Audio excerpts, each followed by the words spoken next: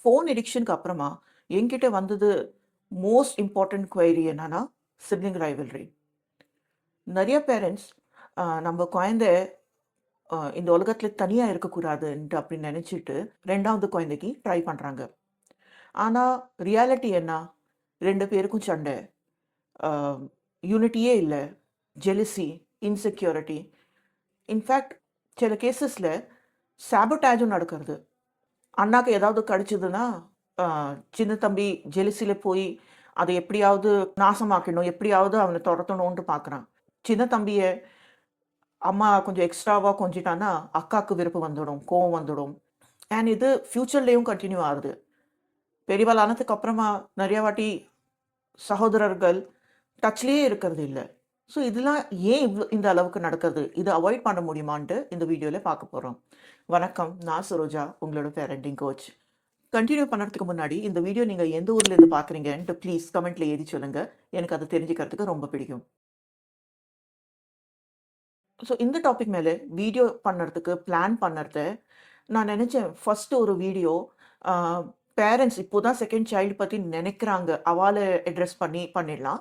And அதுக்கு ஒரு response நல்லா கிடைச்சது, நல்லா குவைரிஸ் வந்ததுன்னா மேபி செகண்ட் வீடியோவில் எக்ஸிஸ்டிங் ப்ராப்ளம்ஸை எப்படி கவனிக்கலான்ட்டு அது மேலேயும் ஒரு வீடியோ போடுறேன்.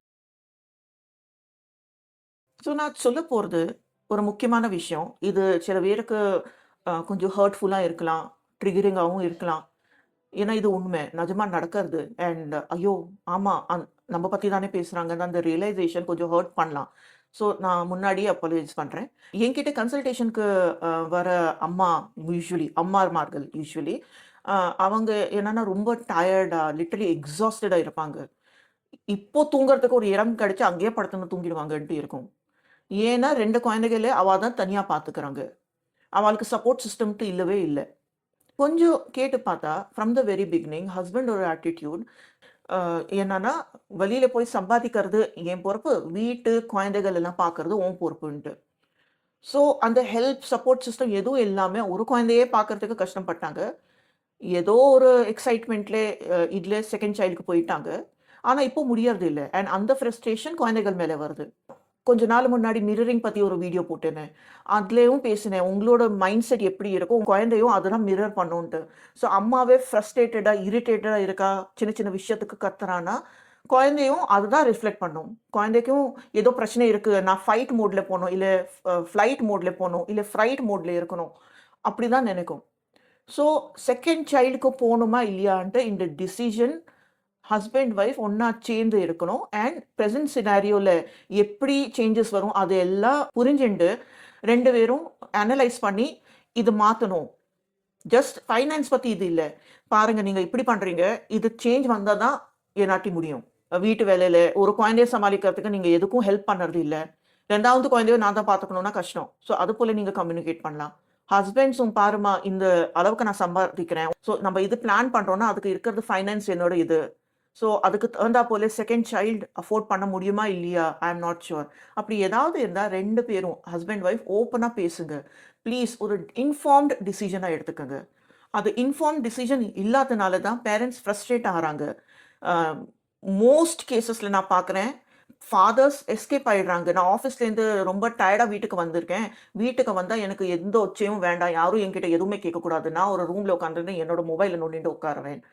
அண்ட் குழந்தை 2 பேரும் இங்கே சண்டை போடுறாங்க, கத்துறாங்க, ஏதாவது நடக்கிறது, ஒரு அளவுக்கு சமாளித்து அம்மா ஆட்டியும் முடியாமல் அவன் மேலே கத்துறாங்க. அந்த சைக்கிளே தான் ரியலி ரிப்பீட் ஆகிறது.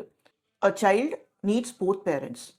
அம்மாவோட வேலை மட்டும்ன்ட்டு அப்படி இல்லை, ஒரு ஃபேமிலி யூனிட்டாக நீங்கள் டைம் ஸ்பெண்ட் பண்ணணும், அது எல்லாமே இருக்குது.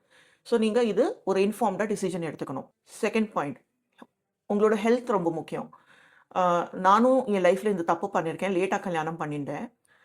ஆண் குழந்தை பிறந்ததுக்கு அப்புறமா தான் தெரிஞ்சது அதுக்கு எவ்வளோ எனர்ஜி வேணும், எவ்வளோ தெம்பு வேணும், எவ்வளோ ஹெல்த்தியாக இருக்கிறது தேவை. அப்போ தான் நம்ம அந்த குழந்தையோட அது பின்னாடி ஓடி அதோட விளையாடி டைம் ஸ்பெண்ட் பண்ண முடியும். ஸோ ஒரு குழந்தையே சமாளிச்சுட்டு நீங்கள் ஒரு 2 வருஷமாவது வெயிட் பண்ணுவீங்க. செகண்ட் குழந்தைக்கு சமாளிக்கிறதுக்கு அந்த ஸ்ட்ரெஸ் இல்லாத ஒரு safe and comfortable pregnancy, delivery and அதுக்கப்புறமா அந்த குழந்தைய வளர்க்குறது, அதெல்லாம் உங்களாட்டி முடியுமா இல்லையான்ட்டு அம்மா should take this decision. And ஹஸ்பண்டும் பொண்டாட்டி என்ன சொல்கிறா, அந்த பேச்சுக்கு தான் பிரையாரிட்டி கொடுக்கணும். வீட்ல மத்தவா எது வேணா சொல்லிக்கட்டும். வந்து இல்ல இவனுக்கு துணைக்கு யாராவது இருக்குமே, இவளுக்கு விளையாடுறதுக்கு யாராவது இருக்கணுமே, அப்படின்ட்டுலாம் பேசுறாங்க. எஸ்பெஷலி நம்ம இந்தியால ரொம்ப ஒரு கேவலமான இது மென்டாலிட்டி இருக்கு. முதல் குழந்தை பெண் குழந்தையா பொறந்தாச்சுன்னா, கன்டினியூஸா ட்ரை பண்ணிட்டே இருப்பாங்க. ஆண் குழந்தை பொறக்கறது வரைக்கும் ட்ரை பண்ணிட்டே இருக்காங்க. ஷாக்கிங்லி இப்போ 2026லயும் இது நடக்கிறது. ஓகே, சில சொசைட்டீஸ்ல அப்படி இல்லன்ட்டு நீங்க சொல்லலாம். ஆனா first attempt, second attempt, third attempt போயிண்டு இருக்கு. தேர்ட் வரைக்கும் ட்ரை பண்றாங்க நெறைய பேர். ஸோ அந்த ஆட்டிட்யூட் குழந்தையோட ஜெண்டர் நம்ம கையில இல்ல. அது புரிஞ்சது கடவுள் இதுதான் குடுத்துருக்காங்க. அது ஒரு கிஃப்ட் போல பார்த்து நன்றியோட அந்த குழந்தைய வளர்க்கணும். அந்த மென்டாலிட்டி இல்லன்னா பட் அட்லீஸ்ட் 1 ஆயாச்சா 2வதுக்கு போகாதீங்க. அந்த உங்களோட டிசப்பாயின்ட்மென்ட், உங்களோட ஃப்ரஸ்ட்ரேஷன் குழந்தை மேல இருக்கிறதுக்கு உங்களுக்கு ரைட்ஸே இல்ல. ஸோ ஆமா, இது நான் சொன்னேன் இல்லையா, இந்த வீடியோ கொஞ்சம் ஹார்ட் ஹிட்டிங் இருக்கும்ன்ட்டு. இதுதான் நான் ஃப்ராங்க்கா பேசுறேன். இப்போ நீங்க இந்த எல்லா சினாரியோஸ கவர் பண்ணியாச்சு. உங்களோட டிசிஷன் ஆமா எல்லாமே சரியா இருக்கு. We are ready for the second child அப்படின்ட்டு உங்களோட மைண்ட் செட் ஃபார்ம் ஆயாச்சு. இப்போ வருது உங்களோட குழந்தை, உங்களோட ஃபர்ஸ்ட் பார்ன் சைல்ட். அந்த குழந்தையோட மைண்ட் செட் அதுக்கு அ 1 வயசு, 2 வயசு, 3 வயசு எது வேணா இருக்கட்டும். பட் நீங்க எவ்ளோ வேணா ப்ரிப்பேர் பண்ணுங்க. எவ்ளோ வேணா சொல்லிக் குடுங்க. நெறைய பேரண்ட்ஸ் சோனோகிராஃபிக்கு போறத அந்த ஃபர்ஸ்ட் சைல்டையும் கூட்டிட்டு போவாங்க. கேமரால மானிட்டர்ல காமிக்கிறதுக்கு, "பாரு உன்னோட குஞ்சு பாப்பா, உன்னோட தம்பியோ, தங்கச்சியோ" அப்படின்ட்டு காமிக்கிறதுக்கு. எத பண்ணுனாலும் ஆக்சுவலா அந்த குழந்தைக்கு அது புரியாது. ஒரு புது பாப்பா வரப்போறதுக்கு அதுக்கு என்ன அர்த்தம்ன்ட்டு அந்த குழந்தைக்கு புரியாது. மேபி எக்செப்ஷன் என்னன்னா, அவ கசின்ஸ்ல, அவ குளோஸ் ஃப்ரெண்ட்ல, அவ வீட்ல போய் ஒரு புது பாப்பாவ அவ கண்ணால பார்த்துருக்கு. ஒரு நியூ பார்ன் பேபிய பார்த்துருக்குன்னா, மேபி கொஞ்சம் ரிலேட் பண்ணுவாங்க. பட் அந்த வாழ்க்கை கன்சிஸ்டன்ட்லி ஒரு புது ஃபேமிலி மெம்பர், ஒரு புது குழந்தை வீட்டுக்கு வந்தாச்சு. அதோட டே இன், டே அவுட் இருக்கிறது எப்படி இருக்கும்ன்ட்டு, உங்களோட ஃபர்ஸ்ட் பார்ன் சைல்டு இல்லையா? அதுக்கு புரியாது. எந்த வயசுல இருந்தாலும், எவ்ளோ மெச்சூர்டா இருந்தாலும், அது உடனே புரியாது. ஸோ அந்த எக்ஸ்பெக்டேஷன் விட்டுருங்க. "நீ தானே பெரியவன், நீ புரிஞ்சுக்க கூடாதா? நீ தானே அக்கா, உனக்கு தெரியாதா? நீ தானே எல்லாம் பார்த்துக்கணும்." நோ, அது முடியாது. அந்த திஸ் இஸ் ஆக்சுவலி இதுக்கு ஒரு பேர் இருக்கு இங்கிலீஷ்ல பேரண்டிஃபிகேஷன்ட்டு. ரொம்ப எக்ஸ்ட்ரீம் கேஸஸ்ல லிட்டரலி குழந்தைய சின்ன தங்கச்சிய, தம்பிய, தங்கச்சிய அ பெரிய அக்கா கிட்ட கேர்ள் சைல்டு இருந்தா கண்டிப்பா பண்றாங்க. அதுகிட்டயே as if she is the second mother சொல்றாங்க. நெறைய பேர் அப்படிதான் சொல்லுவாங்க. அக்கான்னா 2வது அம்மா போலன்ட்டு. பட் ஆக்சுவலி இது உண்மை இல்ல. அதுவும் இப்போ ஒரு குழந்தைன்னா அதுக்கும் ஒரு மெச்சூரிட்டி வரணும். அந்த குழந்தை ஸ்கில்டா இருக்கலாம். Maybe she is able to adapt and take up the responsibility. அது அந்த ஸ்பெசிஃபிக் அந்த பெண் குழந்தைக்கு ஒரு ஸ்கில் இருக்கு, ஒரு டேலண்ட் இருக்கு. ஆனா இத ஜெனரலைஸ் பண்ணி "நீ தான் அக்கா, நீ தான் அண்ணா, உனக்கு இது தெரியணும், நீ தான் பொறுப்பை எடுத்துக்கணும்." அதுபோல அவ மேல பர்டன் போடாதீங்க. நீங்க தான் பேரண்ட்ஸ். நீங்க தான் 2 குழந்தைகள பார்த்துக்கணும். பெரியவாள் பேசுறது ஒரு வார்த்தை குழந்தையோட மனச தொடும்ட்டு நீங்க எல்லாரும் புரிஞ்சுக்கிறீங்க. நெறைய வீட்ல என்ன ஆகுறது, ஒரு சின்ன புது பாப்பா வந்தாச்சுன்னா, பெரிய குழந்தைகிட்ட போய் ஏதாவது ஒரு வேலை வெட்டி இல்லாத ஒரு தாத்தாவோ, பாட்டியோ, மாமாவோ ஒருத்தர் இருப்பாங்க. அந்த குழந்தைக்கு விட்டுட்டு, "ஏ உன் தம்பி வந்தாச்சு. இனிமே உன்ன யாரும் கேட்க மாட்டான்ட்டு." அந்த குழந்தையோட சைக்காலஜி எப்படி எஃபெக்ட் ஆகும் இதெல்லாம் கேட்டா உங்களுக்கு புரியறதா? இ I don't think people understand how serious this is. As parents உங்க குழந்தைகிட்ட எவன் வேணா இருக்கட்டும். உங்க சொந்த அம்மா, அப்பாவும் இருந்தாலும், யாராவது வந்து உங்க குழந்தைகிட்ட இது போல பேசினா, உங்க குழந்தைக்கு கண்ணுக்கு முன்னாடி அவள திட்டிடுங்க. நீங்க எப்படிப்பட்ட வேர்ட்ஸ் யூஸ் பண்ணுவீங்க, அத நான் உங்க மேல விட்டுடுறேன். நீங்க ரொம்ப கன்ஃபரன்டேஷனலாவும் இருக்கலாம். நீங்க ரொம்ப பொலைட்டும், சோபராவும் இருக்கலாம். அது உங்களோட ஸ்டைல். ஆனா, உங்க குழந்தைக்கு தெரியணும். என் அம்மா, அப்பாவுக்கு நான் இப்பவும் இம்பார்ட்டன்ட்டா இருக்கேன். ஆ பாப்பா வந்தாச்சுன்ட்டு நான் தேவையில்லன்ட்டு உண்மை இல்ல. அந்த அ அண்டர்ஸ்டாண்டிங் அந்த குழந்தைக்கு எப்பவுமே இருக்கணும். அது மாறக்கூடாது. அண்ட் நீங்க உங்க குழந்தைகிட்டயும் அது சொல்லுங்க. உன்னோட தம்பி தானே வந்திருக்கும். உன்னோட தங்கை தானே வந்திருக்கு. ஸோ, நீ தான் இம்பார்ட்டன்ட். நீ அம்மாவோட லிட்டில் ஹெல்ப்பர். நீ பாரு இப்படி பண்ணணும். உனக்கு தெரியுமா இது சாமான் இங்க இருக்கு. நீ அம்மாக்கு ஹெல்ப் பண்றியா? அதுபோல சைல்ட் கேர் ஆக்டிவிட்டீஸ்ல அந்த குழந்தைய இன்வால்வ் பண்ணிக்கங்க. இது பேரண்டிஃபிகேஷனோட பாயிண்ட் இல்ல. இது என்னன்னா, அதுவும் ஒரு பார்ட். ஏன்னா நெறைய வீட்ல என்ன பார்க்குறேன், அந்த பெரிய குழந்தை சின்ன பாப்பா கிட்ட கொஞ்சம் இப்படி போனாலும் யாராவது உடனே யாராவது "ஏய் தொடாத ஒரு பயம் வந்துரும். போய் அந்த குழந்தைய எப்படியோ அடிச்சுடுவானோ! தெரியாம பண்றான். குழந்தை தான். அது புரியறது அவளுக்கு. பட் அவளோட ஃபியர்ஸ்னால அ ஓவர் ரியாக்ஷன் குடுத்துடுறாங்க. அதுபோல சிச்சுவேஷன் அட்லீஸ்ட் ஆஸ் பேரண்ட்ஸ் நீங்க பண்ணக்கூடாது. சொல்லிக் கொடுங்க. எப்படி குழந்தைய பிடிச்சுக்கணும், பாப்பாவ எப்படி பிடிச்சுக்கணும், நல்லா கவனிச்சுக்கங்க. அண்ட் மொள்ள மொல்லமா பண்ணுங்க. இதனால நீ இப்படி பண்ணக்கூடாது. ஒரு எக்ஸாம்பிளா காட்டுங்க. குழந்தையோட ஹைட் இவ்ளோ, அம்மாவோட ஹைட் எவ்ளோ. ஸோ அம்மா கேரி பண்ணலாம், அப்பா கேரி பண்ணலாம். உனக்கு அந்த ஹைட் இருந்தா நீ பாப்பாவ கேரி பண்ணலாம். இப்போ உனக்கு அந்த ஹைட் வரல இல்லையா? அதனால தான் உன்னாட்ட இது தூக்க முடியாதுன்ட்டு. அப்படின்ட்டு நஸ் நல்லா சொல்லிக் குடுங்க. இந்த வேலைய ஏன் பண்ணக்கூடாது? குழந்தைய நீ ஏன் இப்படி தொடக்கூடாது? ஏன் அது ஜோரா இப்படி அடிக்கக்கூடாது? அதோட கண்ல விரல் போடக்கூடாது. மண்டை இங்க சாஃப்ட்டா இருக்கும். அது போய் எங்கேயாவது தொட்டுடக்கூடாது. அதெல்லாம் ஏன்? அது சொல்லிக் குடுத்தேன்னா, அந்த குழந்தை கண்டிப்பா கேட்கும். அண்ட் மோஸ்ட் இம்பார்ட்டன்ட்லி அந்த குழந்தை செக்யூர்டா ஃபீல் பண்ணுறது. என்னோட இடம் யாருக்கும் குடுக்கல. நான் இருக்கேன். இப்போ இதுவும் வந்திருக்கு. அந்த அண்டர்ஸ்டாண்டிங் இருந்தா, அந்த அ பெரிய குழந்தை இருக்கு இல்லையா? உங்களோட ஃபர்ஸ்ட் பார்ன் இருக்கு இல்லையா? கண்டிப்பா புரிஞ்சுக்கும். And it will accept the new baby. So இதெல்லாம் நீங்க கொஞ்சம் பாயிண்ட்ஸ் கவனிக்குங்க. கடைசியா ஒரு பாயிண்ட் சொல்றேன். குழந்தை பொறந்து வீட்டுக்கு வந்தாச்சு. நெறைய பேர் வந்து வந்து அந்த புது குழந்தைய பார்க்கறதுக்கு வருவாங்க. அப்போ நெறைய பேரண்ட்ஸ் அன்இன்டென்ஷனலி ஆஃப் கோர்ஸ் என்ன மிஸ்டேக் பண்றாங்கன்னா, பெரிய குழந்தைய அன்இன்டென்ஷனலி இக்னோர் பண்றாங்க. அண்ட் கெஸ்ட்டும் அவளுக்கும் புரியறதில்ல. வீட்டுக்குள்ள வந்தா ஃபர்ஸ்ட் அந்த பாப்பாவ பத்தி தான் கேட்பாங்க. அம்மா பத்தியே தான் கேட்பாங்க. ஃபர்ஸ்ட் ஒன் அந்த பெரிய குழந்தை அங்கே தான் நிக்கும். அத எக்னாலஜ் கூட பண்ண மாட்டாங்க. ஸோ இதுவும் அந்த குழந்தையோட சைக்காலஜியே இம்பாக்ட் பண்ணும்.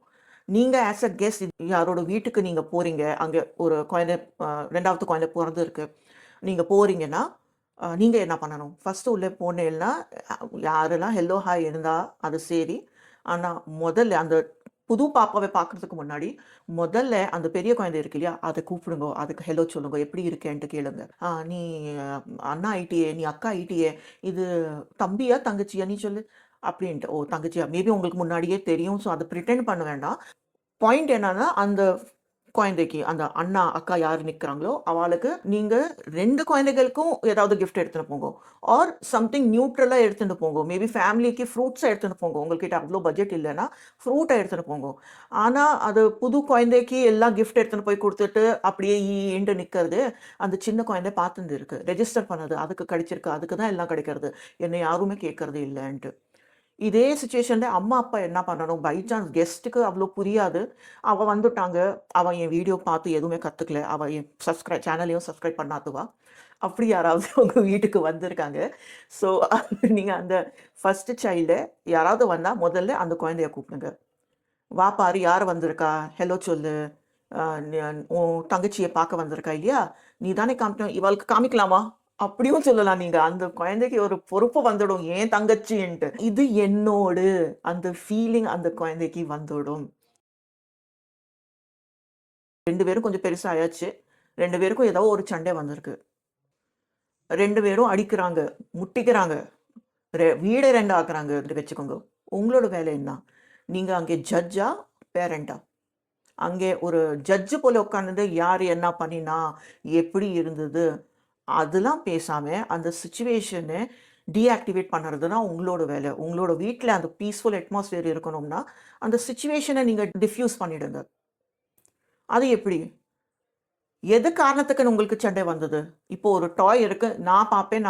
இல்லன்னா டிவி ரிமோட் என் கையில இருக்கும், என் கையில இருக்கும். இல்ல. டிவி ரிமோட் பிடுங்கிருங்க. அந்த டாய பிடுங்கிருங்க. உங்கள் 2 பேருக்கும் சேர்ந்து விளையாட தெரியலன்னா, இது சாமான்னால தானே சண்டை வருது. இந்த சாமான வீட்டுக்குள்ள வேண்டான்ட்டு எடுத்துடுங்க. ஸோ அவாளுக்கு சடனா ஐய்யய்யோ! ஒண்ணுமே கிடைக்காதுன்னா, அவாளே ஒரு கொலாபரேஷன் பண்ணி அம்மாவ எப்படி நம்ப அ எக்ரி பண்ண வைக்கணுன்ட்டு, அவாளுக்கே ஒரு ஐடியாஸ் வரும். 2 பேரும் சேர்ந்து உங்களுக்கு எப்படி ஹேண்டில் பண்ணணுன்ட்டு பார்ப்பாங்க. ஸோ அவாளோட யூனிட்டி பில்டப் ஆகும். இதுதானே உங்களோட அல்டிமேட் எய்ம். இதுக்கு தானே நீங்க அந்த 2வது குழந்தைக்கு போனீங்க. அவ 2 பேரும் துணையா இருக்கணும். ஒண்ணுக்கு ஒண்ணு நிக்கணும். ஸோ அது பில்ட் பண்றதுக்கு நீங்க ஜட்ஜ் இல்லாம, அது ஒரு ஃபெசிலிட்டேட்டரா அங்கே இருக்கணும். உங்க 2 பேருக்குள்ள சண்டை வரக்கூடாது. சண்டை வந்ததுன்னா, அந்த பொருள், அந்த ஆளு, அந்த சிச்சுவேஷன் எது வேணா இருக்கட்டும், அது நம்மளுக்கு தேவையில்ல.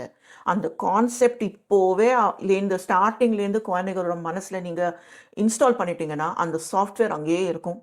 டைம் டூ டைம் நேச்சுரலா அப்டேட் ஆயிண்டே இருக்கும். அண்ட் ஃபியூச்சர்ல யூஸ் ஆகும். லைஃப் லாங் அவ மறக்க மாட்டாங்க. ஸோ இப்போ தான் நீங்க செகண்ட் சைல்ட் பிளான் பண்றீங்க, இல்ல இப்போ தான் உங்களோட செகண்ட் சைல்ட் பொறந்திருக்குன்னா, இந்த ஐடியாஸ் வச்சுட்டு நீங்க ஹேண்டில் பண்ணுங்க. கண்டிப்பா உங்களுக்கு எந்த பிரச்சனையும் வராது. இப்போ பை சான்ஸ் உங்களோட சிச்சுவேஷன் ஆல்ரெடி அவங்க சண்டை போடுறாங்க அப்படி இருந்ததுன்னா, மேபி நீங்க கமெண்ட்ல எழுதி கேட்கலாம். இது போல சிச்சுவேஷன் இருக்குன்னா என்ன பண்ணணுன்ட்டு. ஆ முடிஞ்ச அளவுக்கு நான் வீடியோ ஃபார்ம்ல போடுறேன். இல்லன்னா நீங்க சாட்டர்டே நைட் 9 பிஎம் நான் லைவா வரேன். அங்கே ஜாயின் பண்ணி என்கிட்ட டைரக்ட்டா கமெண்ட்ஸ்ல கொஸ்டின் கேட்கலாம். நான் அதுக்கு பதில் சொல்றேன். உங்களோட ஸ்பெசிஃபிக் இஷ்யூக்கு நான் அங்கே பதில் குடுக்குறேன். ஸோ இந்த வீடியோ உங்களுக்கு பிடிச்சிருக்கும்ன்ட்டு ஹோப் பண்றேன். பிடிச்சதுன்னா ப்ளீஸ் லைக் பண்ணுங்க. கமெண்ட்ல நீங்க எழுதி கேளுங்க உங்களோட பிரச்சனைகள் என்னான்ட்டு. நான் கண்டிப்பா பதில் குடுப்பேன். உங்க ஃப்ரெண்ட்ஸ்க்கு, ஃபேமிலி மெம்பர்ஸ்க்கு இந்த வீடியோவ ஷேர் பண்ணுங்க. சேனல சப்ஸ்கிரைப் பண்ணுங்க. பெல் ஐக்கன பிரஸ் பண்ணுங்க. Thank you so much. வணக்கம்.